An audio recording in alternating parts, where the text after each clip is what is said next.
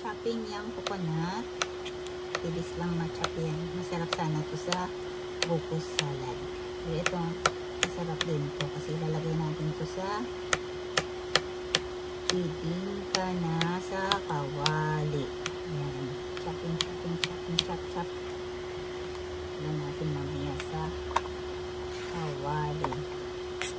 Kasi wala akong, hindi kasi ito ano siya, slice lang siya. It's just an slice. Slice lang siya. So,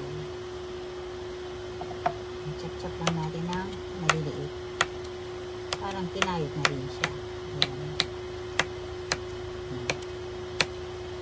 Para masarap ang ating bibingka. Bibingka guys. Bibingka po. Kaya natin lahat para masarap. Chop-chop. Chopping. Chopping coconut. Yang coconut.